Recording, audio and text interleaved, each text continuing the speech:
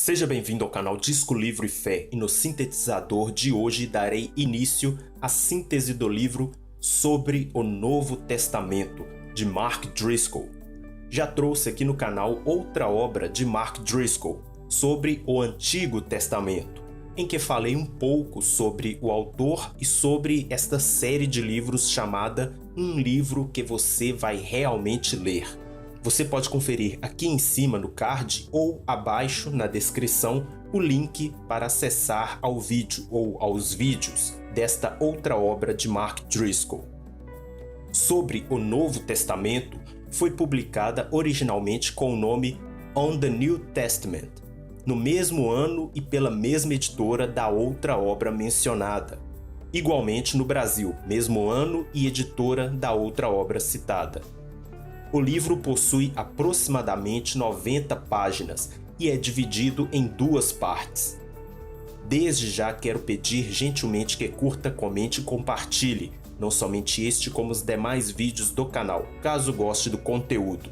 Convido-lhe também a se inscrever no canal e ativar o sino de notificações.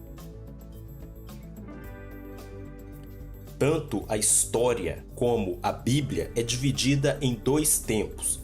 Antes de Cristo, que é identificado com a sigla AC, e depois de Cristo, que é identificado com a sigla DC, ou AD, que significa Anno Domini, traduzindo no ano de Nosso Senhor.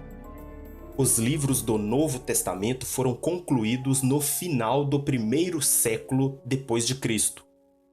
O Antigo Testamento foi escrito em um material chamado papiro, e o Novo Testamento em pergaminhos.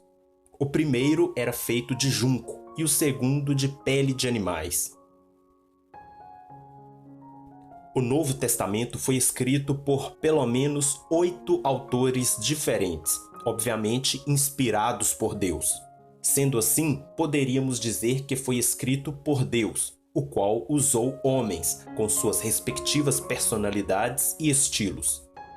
Os 8 autores identificados são Mateus, Marcos, Lucas, João, Paulo, Tiago, Pedro e Judas. Não o Judas Iscariotes, claro. Seus livros são inspirados, pois, para citar exemplos, Paulo afirma no livro de Gálatas, capítulo 1, que o que ele prega não foi recebido de homens, mas de Jesus, por meio de revelação. O próprio Paulo, em 1 Timóteo capítulo 5, cita o Evangelho de Lucas e o chama de Escritura.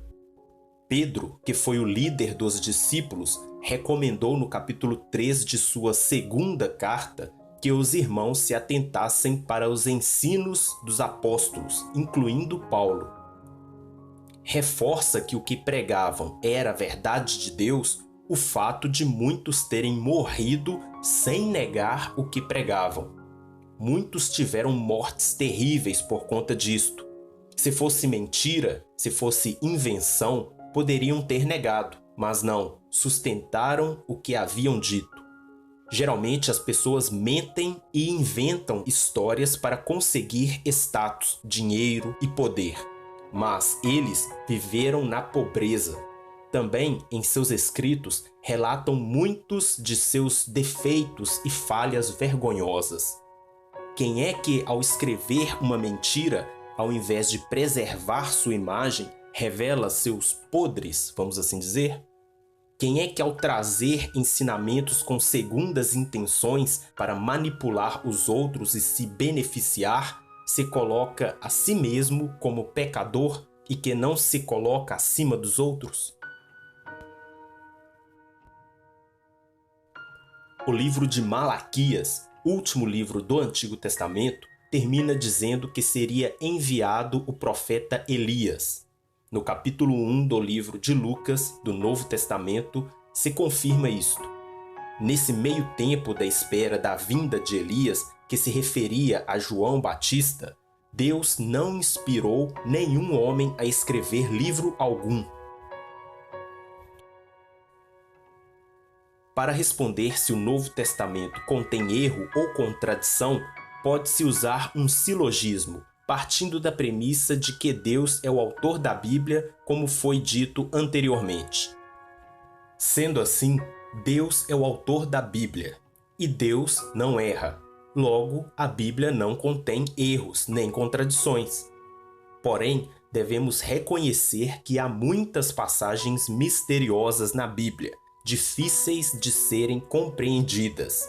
Algumas talvez até indesvendáveis, o que não significa que ela esteja errada, mas que nós não temos a capacidade de descobrir. Os livros do Novo Testamento foram escolhidos como escrituras pelo processo de canonização.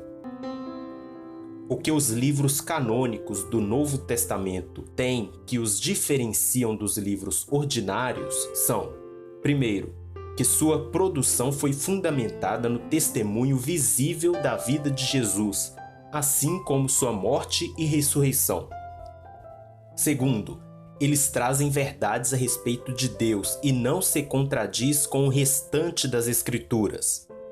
E terceiro, foram recebidas nas igrejas e reconhecidas como palavra de Deus, tendo poder para transformar vidas. Ainda que alguns autores não foram testemunhas de Jesus em primeira mão, receberam os relatos diretamente de alguém que foi.